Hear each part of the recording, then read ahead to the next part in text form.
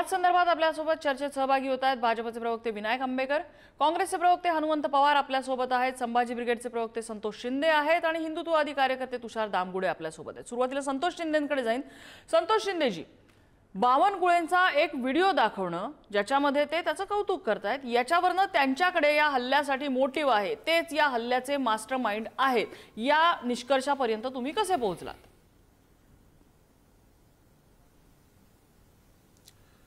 खरं तर प्रवीण गायकवाडवर यांच्यावर जो हल्ला झाला तो पूर्वनियोजित होता। कदाचित सरकारच्या काही लोकांकडून हा घडून आणण्याचा प्रकार होता का? आणि या सगळ्या ह्याच्यामध्ये जो व्यक्ती दिवसाढवळ्या म्हणजे गुन्हेगारी प्रवृत्तीचे हावभाव करून ज्यावेळेस एखाद्या व्यक्तीला म्हणजे त्याची पत्नी सोबत असताना, कुटुंबाचे सदस्य सोबत असताना सुद्धा इतकं विकृत आणि अमानवीय पद्धतीने हल्ला करणं, म्हणजे याचा अर्थच असा आहे की हा माणूस एकतर गुन्हेगार आहे आणि दुसऱ्या बाजूला या माणसाची हिंमत कशी काय होते? म्हणजे ज्या व्यक्तीवर स्वतःच्या भावाच्या खुनाचा गुन्हा आहे, ज्या व्यक्तीवर खंडणीचा गुन्हा आहे, ज्या व्यक्तीवर लोकांना धमकावून काही बळकावल्याचा गुन्हा आहे, एवढंच काय पुण्याच्या लोहगाव विमानतळावर बंदूक आणि 21 काडतुळं बाळगल्या प्रकरणी गुन्हा आहे, त्या व्यक्तीचा आदर्श कोण असावा? तर याच काट्यांच्या वाढदिवसाच्या कार्यक्रमाच्या निमित्तानं बावनकुळे त्यांच्या इंदापूरच्या जाहीर स्टेजवर असं म्हणतात की तुम्हाला मागच्या सरकारने कुजवलं, तुमच्यावर जे काय अन्याय करायचा तो केला, परंतु आम्ही तुमच्या पाठीशी आहोत। त्याच्यामध्ये माननीय मुख्यमंत्री अर्थात गृहमंत्र्यांचं फडणवीस साहेबांचं नाव सुद्धा त्याच्यात घेतलं। हे कुणी घेतलं?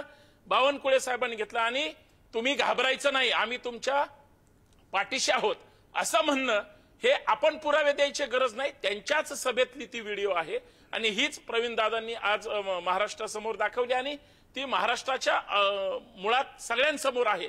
याच्यातून एकच गोष्ट लक्षात येते की भाजपमध्ये काही असू द्या, बऱ्याच ठिकाणी, बऱ्याच शहरात, बऱ्याच जिल्ह्यात सगळे गुंड प्रवृत्तीचे लोक याच्यात भरलीत।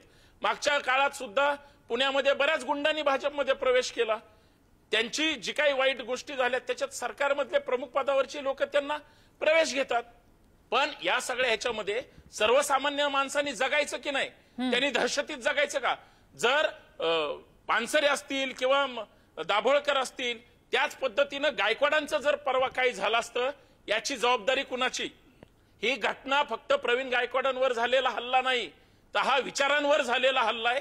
ही आमचं सरकार हे आम्ही दहशत माजवणार, एका बाजूला तुम्ही कायदे करणार आणि दुसऱ्या बाजूला तुमचेच प्रदेश सचिव म्हणून घेणारे आणि तुमच्या आशीर्वादानं गुंडगिरी महाराष्ट्रात निर्माण करणारी लोक जर अशा पद्धतीनं करत असतील तर सगळी लोक सरकारला घाबरतील भविष्यात आणि महाराष्ट्रात कायद्याचं राज्य आहे, कायदा सुव्यवस्थेचे धिंडवडे उडालेत, हे बावनकुळेंनी आता दाखवून द्यावं अशीच परिस्थिती विचारूया आपण त्यांना। विनायक आंबेकरजी, बावनकुळेंकडे थेट बोट दाखवलेलं आहे, एक त्याच्यावरती तुमच्याकडनं उत्तर अपेक्षित आहे। दुसरं म्हणजे ज्या माणसाची गुन्हेगारी पार्श्वभूमी आहे, प्रवृत्ती आहे, अशा माणसाला भाजप युवा मोर्चाचा एक पदाधिकारी आणि ते सुद्धा वरिष्ठ दर्जाचा पदाधिकारी म्हणून नियुक्त केलं जातं।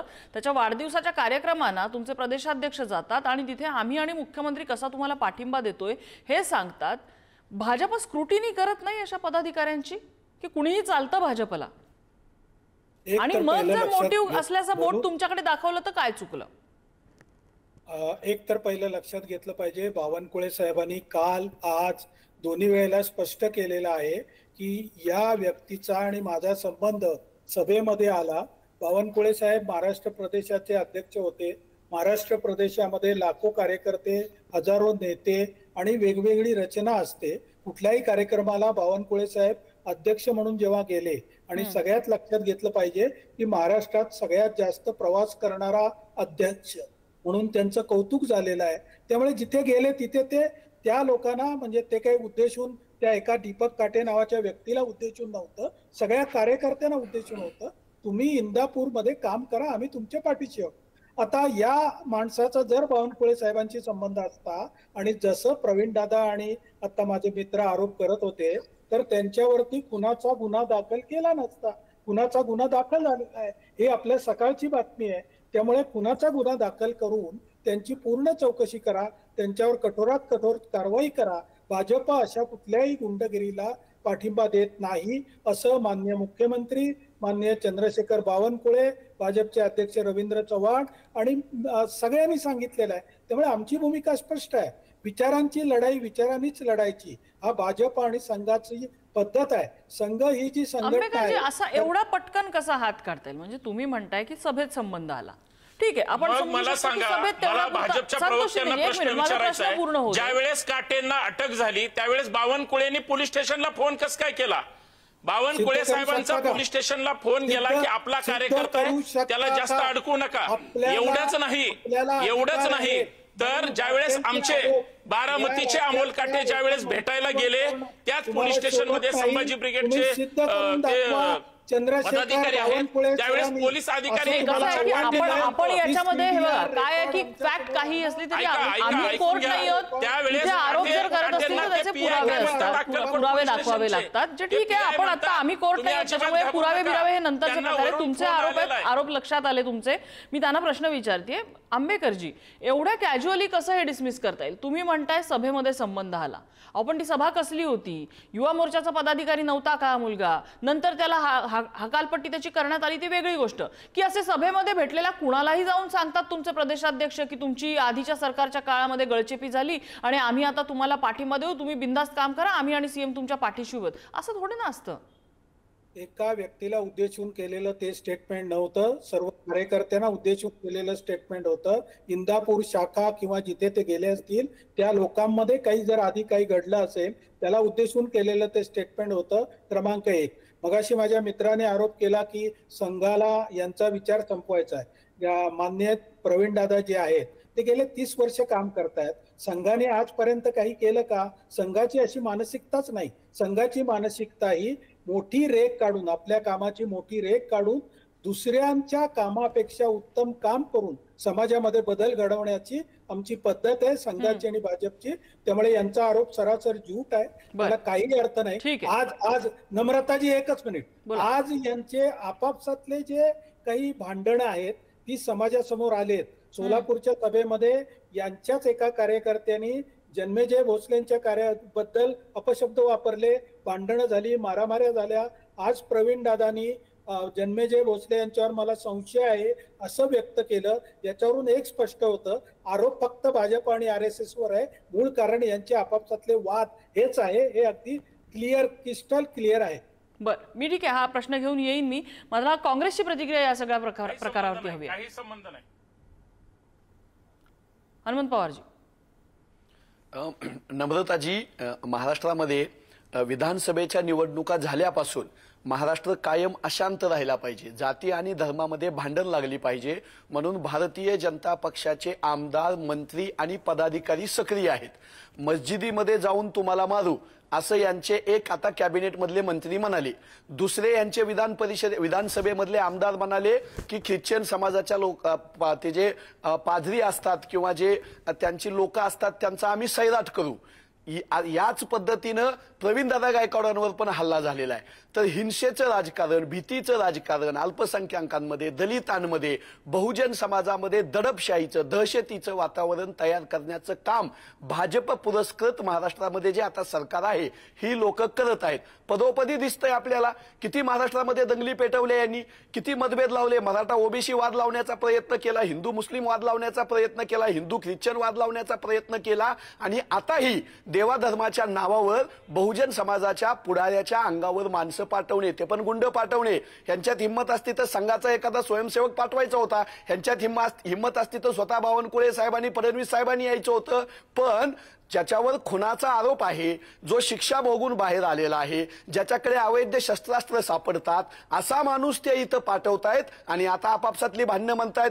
आपापसातली भांडणं आंबेडकर साहेब तुम्ही म्हणताय, तुम्हाला तुमच्या पक्षातला एक माणूस येऊन हल्ला करतो, यावर बोलायला तुम्हाला काही तोंड नाही म्हणून तुम्ही आता खोटे आरोप करताय. भारतीय जनता पक्षानं महाराष्ट्रामधलं वातावरण दूषित करण्याचं, हिंसा पसरवण्याचं, दडपशाही पसरवण्याचं बंद करावं. हा महाराष्ट्र शिवशाही, शिवाजी महाराज, शाहू महाराज, फुले, आंबेडकर यांचा महाराष्ट्र आहे. संविधानावर, डॉक्टर बाबासाहेबांच्या आंबेडकरांच्या संविधानावर चालणारा महाराष्ट्र असा दडपशाहीच्या मार्गाने पुढे जाणार नाही. बर बर, तुषार दामगुडे आहेत आपल्यासोबत, हिंदुत्ववादी विचारवंत आहेत. तुषारजी, हिंदुत्ववादी संघटना राष्ट्रीय स्वयंसेवक संघाकडे प्रवीण गायकवाडांनी बोट दाखवलेलं आहे. आमचे विचार त्यांना खपत नाहीत, त्यांच्याकडे आम्हाला आमच्यासारख्या पुरोगामी संघटनांना दाबण्यासाठी त्यांचा स्ट्रॅटेजिक प्लॅन वगैरे तयार आहे, असे आरोप करण्यात आलेले आहेत हिंदुत्ववादी कार्यकर्त्यांवरती. सर्वप्रथम मी इथं हे सांगू इच्छितो की हा महाराष्ट्र छत्रपती शिवाजी महाराज, बाजीराव पेशवे, अहिल्याबाई होळकर, उमाजीराजे नाईक, लहुजी वस्ताद यांचा पण आहे. 2, या महाराष्ट्रामध्ये मराठा समाज हा सर्वात मोठा आहे, जवळपास काही कोटी त्याची लोकसंख्या आहे. हा सर्व महाराष्ट्रामध्ये सर्वदूर पसरलेला समाज आहे. या समाजाची पार्श्वभूमी अशी की त्यांच्याकडे जमीन जुमला, काही नोकरी, व्यवसाय अशा प्रकारची त्यांची पार्श्वभूमी आहे. गेल्या काही काळामध्ये महाराष्ट्रामध्ये एक बहुमताचं सरकार आहे. माननीय देवेंद्रजींनी काही 15 लाख कोटीची गुंतवणूक देखील इथं आणल्याचं आपल्याला वाचायला मिळतंय. आणि राज्य एका दिशेने सुरू असताना गेल्या काही काळापासून हे राज्य अस्थिर करण्याचे प्रयत्न, मग ते जातीवरून असो, मग आणखीन कुठल्या कारणावरून असो, हे आपल्याला सातत्याने घडल्याचं दिसतंय. आता इथं मराठा समाजाला काही लोक भडकवण्याचा प्रयत्न करतात, पण मी त्यांना आठवण करून देऊ इच्छितो की हा मराठा हा हिंदू मराठा आहे. हिंदू मराठा समाज म्हणजे ही जात संभाजी ब्रिगेडने काही वर्षांपूर्वी सोडलेली आहे, कारण यांचे जे वैचारिक गुरु आहे त्यांच्यानुसार त्यांनी शिवधर्मामध्ये प्रवेश केलेला. आता त्या धर्मामध्ये जात पंथ आहे का मला कल्पना नाहीये, पण ती नसावी, कारण यांच्या बोलण्यामध्ये काय मिळतं की जात संपली पाहिजे, धर्म संपला पाहिजे. म्हणजे शिवधर्मी आहेत त्यांचा आणि हिंदू मराठ्यांचा कुठल्याही अर्थार्थी संबंध नाही. आणि आज कुठल्याही पक्षामध्ये गुंड नसावेतच, कारण गुंडांना राजाश्रय मिळू नये, पण ही भूमिका सगळ्यांची पाहिजे. आज जे मदतीसाठी पुकारतायत, आज जे संविधानिक भाषा, विचारांची लढाई विचारांनी झाली पाहिजे असं जे म्हणतायत, यांची जर पार्श्वभूमी बघितली तर या प्रवीण गायकवाडांचे गुरु वामन मेश्राम हे असं म्हणतायत की महात्मा गांधींची समाधी बुलडोझर लावून उखडली पाहिजे. या देशामध्ये ते खलिस्तानच्या मंचावरती जाऊन सरळ सरळ हा देश तोडण्याची भाषा करतायत. ह्यांची जर पुस्तकं तुम्ही वाचली तर एवढी विकृत पुस्तकं आहेत की हे विकृत लोक ज्ञानोबा तुकाराम म्हणू नये, कारण ते ब्राह्मण आहेत. तुम्ही नामदेव तुकाराम म्हणा, तुकाराम महाराजांचा खून झाला, अशी इतके विकृत विचार यांनी आजपर्यंत पसरवलेले आहेत की त्यांनी जे पेरलेलं आहे ते आता उगवायला लागले. ही यांची एक अंतर्गत लढाई आहे आणि ह्याच्यामध्ये ते हिंदू मराठा समाजाच्या तरुणांना भडकवून हे राज्य अस्थिर करण्याचा प्रयत्न करतायत. तर याला कुठल्याही मराठा समाजाच्या तरुणाने बळी पडू देऊ नये. स्वतः आपलं काम धंदा बघावा. कुठल्याही प्रकारची पोलीस केस त्यांनी अंगावर घेऊ नये, कारण या दोन्ही संघटना म्हणजे बामसेब असेल किंवा संभाजी ब्रिगेड असेल, ही शरद पवारांच्या साठी काम करते. म्हणून या संघटनेत 2 फूट पडल्या. मनोज आखरेंची संभाजी ब्रिगेड वेगळी आहे आणि यांची संभाजी ब्रिगेड वेगळी आहे. शरद पवार ज्याप्रमाणे इशारा करतात त्याप्रमाणे हे करतात. हे राज्य अस्थिर करण्याचा प्रयत्न आहे, याला कुणीही बळी पडू नये ही माझी सगळ्यांना नम्र विनंती. माझा संतोष शिंदेना एक प्रश्न आहे. राजकारणाचं म्हणजे भाजप राजकारण करताय, त्यांच्या राजकारणासाठी अशा संघटना असे विचार संपवायचा तुम्ही विचार करताय. 1 मिनिट आपण धरून चालू की हे राजकारणासाठी आहे. निवडणुका तोंडावरती आहेत. मराठा समाज जो राज्यामधला सगळ्यात मोठा ताकदवान समाज आहे, त्या समाजाला अशा प्रकारे शिंगावर घ्यायचं, अंगावर घ्यायचं, शिंगावर घ्यायचं काम निवडणुकीच्या तोंडावर भाजप सोडा कुठला राजकीय पक्ष करेल आणि का करेल? कारण एकदा लोकसभेला त्यांचं तोंड भाजलेलं आहे. लोकसभेला त्यांना किती मोठा फटका बसला होता हा मराठा आणि इतर याच्या राजकारणाचा, आरक्षणाच्या राजकारणाचा. ते का करतील असं? महाराष्ट्रातल्या राजकारणाचं काय होईल मला त्याच्याशी घेणं देणं नाही. सत्तेत भाजप आहे का विरोधात काँग्रेस राष्ट्रवादी आहे हा इथं मुद्दाच नाहीये. आता जे कोणी बोलले ते असं म्हणतात की या महाराष्ट्रामध्ये म्हणजे जाती जातीत विष कालवलं जातंय. अहो, ज्या फडणवीसांचं नाव हे घेतात, ज्या सरकारचं नाव हे घेतात, त्यांचेच मंत्री नितीश राणे, गोपीचंद पडळकर सध्या महाराष्ट्रात मोर्चे काढून कसल्या फुलं उधळतात का? त्यांची भाषा कसली आहे? विद्वेषाचं राजकारण कोण पेरतंय? आम्ही त्या छत्रपती शिवाजी महाराजांच्या मावळेत आमचा जो शिवधर्म आहे तो छत्रपतींचा धर्म आहे. तो काय रजिस्टर झालेला नाही. आणि हिंदू मराठा हे तुम्ही सांगायची गरज नाही. आम्हाला अभिमान आहे आम्ही हिंदू असल्याचा. तर तुमचं सर्टिफिकेट घेऊन जगण्याची आम्हाला गरज नाही. एक. आणि दुसरी गोष्ट, समाजात विष कोण कालवतंय, जाती जातीत विष कोण कालवतंय, हीच भाजपची मंडळ हे स्वतःला सो कॉल्ड हिंदुत्ववादी म्हणून घेतात. हे विषारी बोलतायत, यांची लोक विषारी बोलतायत. मंत्रिपदावर राहून घटनात्मक पदावर राहून आणि राजकारणाचं काय बोलताय निवडणुकामध्ये आम्ही एक राजकीय जरी असलो तरी याचं भांडवल आम्हाला नाही संभाजी ब्रिगेडच्या मंचावरती महारावांनी काय वक्तव्य केलेलं होतं श्रीरामाबद्दल, स्वामी समर्थांबद्दल, आणि चारण्याचा निषेध सुद्धा झालेला नव्हता संभाजी ब्रिगेडकडनं. 5 वर्षाला हे पक्ष बदलणार आणि यांचा धर्म बदलणार, हा कुठला धंदा आहे? संतोष शिंदेजी, विषारी वक्तव्य झाली तर वादग्रस्त वक्तव्य काय स्वतः प्रवीण गायकवाडांनी केली नाहीयेत का? तुमच्या मंचावरती महारावांनी काय वक्तव्य केलं होतं स्वामी समर्थांबद्दल, श्रीरामांबद्दल, त्याचा चारण्याचा सुद्धा निषेध केला का? अनेक समाजाचे अनेक लोक जे त्यांना मानणारे आहेत, श्रीरामाला मानणारे आहेत, स्वामी समर्थांना मानणारे आहेत, त्यांचं भावना दुखावलं नसतील अशा समजामध्ये का राहताय तुम्ही? ब्राह्मण बायकांवरती बलात्कार करा, ब्राह्मण बायकांवरती बलात्कार करा, ब्राह्मण पुरुष दिसला तर कुठल्याही देवदेवतेंचा अपमान झाला नाही पाहिजे. आणि जे कोणी करत असतील, हे बघा मुद्दा कसा आहे की त्यांनी कुठल्या भावनेतून ती भूमिका मांडली. महाराव का आमचे प्रवक्ते नाहीत, महारावांनी काय बोलावं हा महारावांचा विशेष त्यांचा प्रयत्न आहे, परंतु महारांवर ती दडपशाही झाली नाही का? प्रश्न हाच आहे, वक्तव्य कोण करतंय, राजकारण कोण करतंय, विष कोण कालवतंय, ही सत्तेतली मंडळी करते ना. सत्तेतली मंडळी हे सगळं करत असताना तुम्ही दुसऱ्याचं सांगता. मला सांगा, हेच हिंदुत्ववादी स्वतःला म्हणून घेणारे प्रशांत कोरटकरच्या वेळेस कुठल्या बिळात जाऊन लपले होते? राहुल सोलापूरकरच्या वेळेस कुठल्या बिळात जाऊन लपले होते? जेम्स लेनच्या वेळात किंवा छिंदमच्या वेळेस कुठल्या बिळात जाऊन लपले होते? त्यावेळेस ह्यांनी मास्क लावलेला असतं तोंडावर आणि हे तोंड दाखवत नाहीत. त्यांच्या लोकांनी बदनामी केली की हे बिळात जाऊन लपतात आणि आम्ही काय बोलायला लागले की ह्यांना आमचं ब्रिगेडी पण दिसतं. लक्षात घ्या, हे 2 टप्पी लोक आहेत, 2 तोंडी मांडूळ आहेत आणि यांच्यावर खरं तर या सरकारवर, या नेत्यावर किंवा ह्यांच्या विचारधारेवर कुणाचाही विश्वास नाही. एवढंच मला या माध्यमातून सांगायचं. छोटीशी कमेंट आहे हनुमंत पवार यांची घेते. राजकारणाचा विषय जर झाला तर राजकारण भाजप ज्या राजकारणाने ज्या पॅटर्नने त्यांचा तोंड भाजलाय तोच पॅटर्न भाजप पुन्हा का करेल?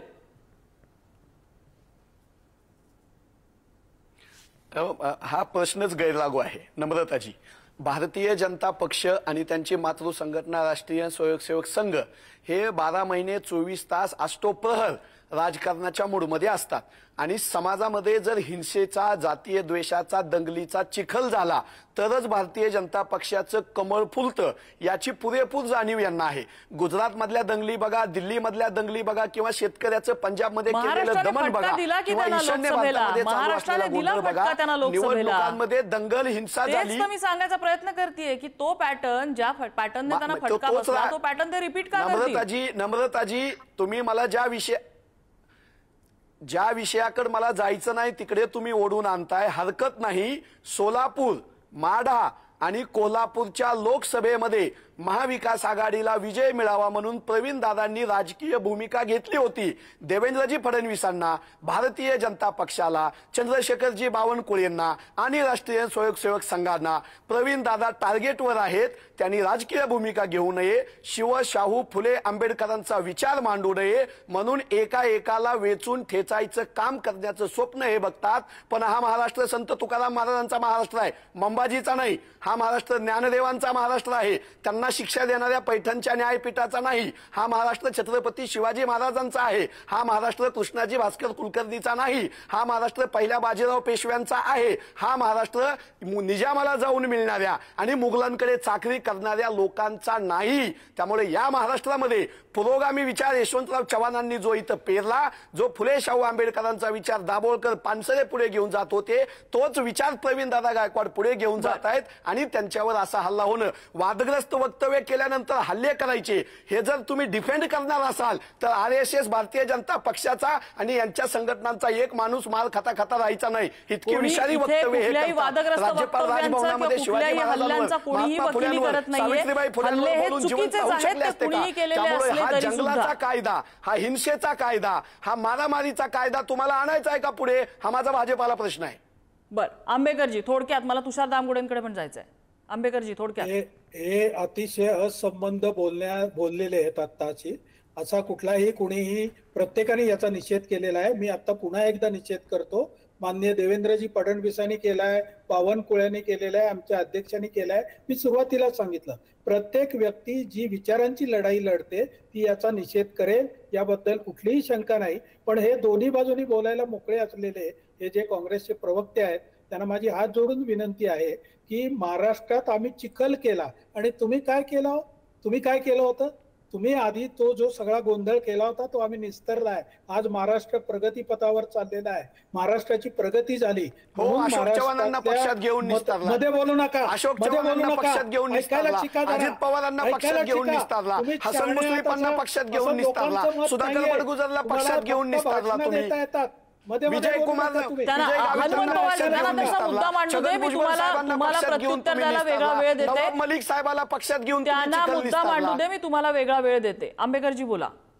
अहो, यांनी आत्मपरीक्षण करण्याची गरज आहे की त्या पक्षामध्ये कोणी का राहत नाही. ते सोडून हे भाजप आमचे नेते पळवतात म्हणून सांगतात. स्वतःची ताकद स्वतःची काय जी आहे ती यांना दाखवता येत नाही. आणि आता काँग्रेस उरलंय काय? 1997 ते 2017 पर्यंत आपल्या पायाखाली सोनिया गांधींनी काँग्रेसचं अध्यक्षपद ठेवलं होतं. हजारो काँग्रेसमन सोडून नाही, गेले. आपण मुद्दा आणि सोडून बोलणार काँग्रेस- असू तर तुम्ही म्हणताय त्याचं काँग्रेसला जशी आत्मपरीक्षा करायची गरज आहे ना तशी भाजपला सुद्धा आत्मपरीक्षण करायची गरज आम्ही आहे. नेहमी कुठल्या करत असतो. पार्श्वभूमीच्या नम्रताजी, लोकांना आपण आम्ही आपल्या नेहमी करत वळचणीला असतो. घेतोय. राष्ट्रीय अध्यक्ष नेमून दाखवा. तुम्ही भाजपवाले 1 वर्ष झालं राष्ट्रीय अध्यक्ष तुम्हाला सापडत नाही. राष्ट्रीय अध्यक्ष नेमून दाखवा. तुम्ही काय काँग्रेसचा अध्यक्ष काढताय? प्रतीक असलेली काँग्रेस भाजपला शिकू शकत नाही. तुम्ही एका कुटुंबाचे प्रतीक असलेला पक्ष आपण आक्षेपार्ह भाषा कुणाबद्दलही महाराष्ट्र भाजप सध्या अजित पवार एकनाथ शिंदेची प्रतीक आहे. आक्षेपार्ह भाषा वापरूया नको. ही कौटुंबिक राजकारणाची चर्चा नाहीये. ही चर्चा आहे प्रवीण गायकवाडांनी केलेल्या आरोपांची. तुषार दामगुडेंकडे मी जाते. तुषार दामगुडेंना काही मुद्दा मांडायचा होता मगाशी. बोला. या कोरटकर सारखी जी वृत्ती आहे या भारताला ज्यांनी निर्माण केलं त्या छत्रपती शिवाजी महाराजांविषयी अपशब्द वापरणाऱ्या हरामखोराचं तुरुंगात नाही संवैधानिक शब्द प्लीज आक्षेपार्ह भाषा नको. हा एक मुद्दा. 2, या महाराष्ट्र जे कोणी काही महापुरुष म्हणत असतील जे माझ्या हिंदू धर्माचा माझ्या हिंदू देवतांचा सन्मान राखतात त्या प्रत्येकाला मी महापुरुष मानतो. मी बाकी कुठले विचार मानत नाही. 3, या आता महाशयांनी जे वापरलं तर ब्राह्मण बायकांवरती बलात्कार करा, ब्राह्मण पुरुष दिसला त्याच्या 2 कानफाडात मारा, हे अशा प्रकारची जी विकृती या समाजामध्ये गेली अनेक वर्ष राजकीय पाठबळावरती या देशामध्ये चालत होती. जे फडणवीस जर मुख्यमंत्री झाले तर आता पेशवे छत्रपतींना नेमणार का? पण त्यांच्या जातीवरून त्यांना हिनवायचं, एका विशिष्ट जातीचं शिरकाण झालं पाहिजे, त्यांच्याबद्दल त्यांना गॅस चेंबर मध्ये मारून टाकलं पाहिजे, असं या ब्राह्मण समाजाबद्दल यांनी आतापर्यंत काय काय विष पेरलं. ही जी यांची ह्याला वैचारिक लढाई नाही म्हणत, ही विकृती आहे. आणि ही विकृती स्वामी समर्थांबद्दल काय म्हणते, गजानन महाराजांबद्दल काय म्हणते, ही वैचारिक आहे. त्यांना गांजा फुक्या, त्यांना नागडा, ही काय वैचारिक लढाई आहे. ह्यांची कानफडं फोडली पाहिजेत. गोपीचंद पडळकर सामान्य ख्रिश्चनांबद्दल बोलले नाही, असं म्हणतात कृपया असे शब्द वापरूया नको. तुमचा मुद्दा लक्षात आला. यांचा हिंदू म्हणून आम्ही सर्वजण त्यांना पाठिंबा देतो. कारण या हिंदू धर्मावरती छत्रपती शिवाजी महाराजांच्या हिंदू धर्मावरती जो कोणी घालायला येईल तो मंबाजी ब्रिगेड असो अथवा इथला अफजल खान असो त्याचा कोथळा काढल्याशिवाय इथला हिंदू राहणार नाही, हे या निमित्ताने सांगतो. संतोष शिंदेजी बोला. मुळात गोपीचंद पडळकर एका महिन्यात हिंदू झाले आणि मग ह्यांचे गळ्यातले ताईत झाले. पण त्याच गोपीचंद पडळकर म्हणजे ज्या महिलेचं धर्मांतर करत होते त्याच्या अगोदर त्या जिल्ह्यात धर्मांतर झाली नाहीत का? धर्मांतर होण्याचं कारण काय? गरिबी तुम्हीच आणायची, त्या लोकांना तुम्हीच आमिष दाखवायची. इतके दिवस का झोपले होते? एका महिन्यात हिंदू असा कसा जागृत झाला? त्या बिचारीला स्वतःचा जीव द्यायच्या अगोदर त्या जिल्ह्यामध्ये धर्मांतर होत आहेत. हे ह्या सनातनी पिलावळीला दिसलं नाही का? आमच्या लोकांना फूस लावण्यापर्यंत हिंमत होते कशी? बिलकुल आमच्या हिंदूंचं धर्मांतर झालं नाही पाहिजे याच मताचं मी आहे. पण करणारी करायला लावणारी व्यवस्था कोणाची आहे? सरकार कोणाचं आहे? तुमचं आहे. देवेंद्र फडणवीस राज्याचे मुख्यमंत्री आहेत, आम्हाला ते मुख्यमंत्री झालेत, आता ते पदावर बसलेत, त्यांच्याविषयी वाईट वाटायचं काय गरज आहे? पण त्याच्या आडून सतत सतत सतत तुम्ही त्यांचं नाव पुढे करायचं. ज्या ज्या ब्राह्मणाने आम्ही नाव ठेवतो त्यांनी आमच्या सावित्रीबाई फुलेंवर दगड मारलेत. काल परवापर्यंत शिवसृष्टीच्या प्रवेशद्वारावर कोण कुलकर्णी जाऊन लघुशंका करतो? मग तो हिंदू नव्हता का? मग त्याचं काय करायचं? धर्मांतर करायला लावणारे लव जिहाद बद्दल हेच बोलणार आणि रोज ह्यांचा वेगळ्या वेगळ्या पक्ष बदलणार आहेत. तिथलं लव कुठं जातं? म्हणजे सोयीनं ह्यांना 1 महिन्यात धर्मावर बोलायला लागले की ते धर्मरक्षक झाले. आणि जन्मापासून आतापर्यंत ज्या धर्मात आम्ही राहतोय, रोज हिंदू झाडाला लटकून मरतोय, तिकडे शेतकरी त्याच्याबद्दल काय ह्यांचं हिंदुत्व हे होत नाही? मग हिंदू महिलांवर अत्याचार होतात, बलात्कार होतात, काय काय होतात. अहो परवा वैष्णवीचं काय झालं? त्या कुठल्या हिंदुत्ववादी संघटनेने त्याचा निषेध केला? ती हिंदू नव्हती का? तुम्ही धर्मावर ज्या वेळेस बोलता त्यावेळेस व्यक्तीच्या गरजा पण लक्षात घ्या. ती लोक का धर्मांतर करतायत त्यांच्या अडचणी समजून घ्या. पण आमच्या लोकांचं धर्मांतर झालं नाही पाहिजे या मताशी मी सहमत आहे. पण त्या लोकांना फूस लावणारे सुद्धा हेच आहेत आणि त्यांना विरोध करणारे सुद्धा हेच आहेत. माझ्याकडे शेवटचे 30 सेकंद आहेत. हे धर्माचे दुकानदार मुद्दा संतोषजी, मुद्दा लक्षात आला तुमचा. हनुमंत पवार थोडक्यात 30 सेकंद आहेत माझ्याकडे शेवटची. नाही नम्रताजी, हे भारतीय जनता पक्षाची लोक ढोंगी आहेत. हे जे नितेश राणे आणि गोपीचंद पडळकर बोलतायत, हेच नितेश राणे सावरकरांबद्दल संभाजी ब्रिगेडच्या स्टेजवर माफीवीर म्हणाले. हो, त्यांची थुंकी झेलणारे भाजपवाले, ज्या गडकरींचा पुतळा फोडल्यानंतर त्या पोरांचं स्वागत करणारे नितेश राणे आज यांना चरण त्यांचे ते चुंबन घेतात. 5 लाखाचं बक्षीस दिलं होतं असा आरोप आता हे करतायत. याच गोपीचंद पडळकर साहेबाच्या आटपाडी खानापूर मतदारसंघामध्ये एका 10वीच्या मुलीनं आपल्याच जातीतल्या आपल्याच धर्मातल्या मुलांनी बलात्कार केले, वाईट वागले म्हणून आत्महत्या केली. तिथं आटपाडी खानापूरमध्ये आमच्या त्या भगिनीचे अश्रू पुसायला आणि तिच्या कुटुंबियाजवळ जायला गोपीचंद पडळकरांना वेळ नाही. मात्र महाराष्ट्रामध्ये अल्पसंख्याक समाजाला धमक्या द्यायला, शिव्या द्यायला वेळ आहे. भाजप आता ही बडगुजर जनता पार्टी झाली. हो, भारतीय जनता पक्ष राहिला नाही. तो आता नितेश राणे, गोपीचंद पडळकर चालवतायत. तो जुना भाजपा जो जनसंघाचं संस्कृतीचं बोलायचा तो देवेंद्र फडणवीसांनी फार विकून टाकला. बर एक जाता जाता एवढंच सांगावं असं वाटतं की कुठलीही घटना घडते, ती घटना त्यानंतर त्याच्यावरती आरोप प्रत्यारोप होत ती मोठी होते, दामटली जाते. ह्या सगळ्या गोष्टीला ना कुठेतरी एक राजकीय पार्श्वभूमी असते का, हा प्रश्न बरेचदा अनेकांना पडलेला असतो. ही चर्चा आज झाल्यानंतर ह्या गोष्टीला प्रवीण गायकवाडांवर झालेले हल्ले, त्यांच्यावर होत असलेले आरोप, त्यांनी केलेले आरोप, ह्या सगळ्या गोष्टींना किती कंगोरे आहेत हे आजच्या चर्चेमध्ये समोर आलेलं आहे. बाकी त्यामागचं राजकारण काय आहे याचं कॅल्क्युलेशन करण्यासाठी मतदार शहाणे आहेत. कुठल्याही गोष्टीला पळू नका, कुठल्याही गोष्टीला बळी पडू नका. हे याच क्षणी फक्त एवढंच विनंती आहे की त्यावरून समाजामधली जी शांतता आहे, समाजामध्ये कुठलाही दुभंग निर्माण होणार नाही, हे आपल्यासारख्या सर्वसामान्यांनीच आता काळजी घेतली पाहिजे. या चर्चेसाठी सगळ्या मान्यवरांनी वेळ दिला, सगळ्यांचे आभार. आजचा धुळा इथेच थांबलाय.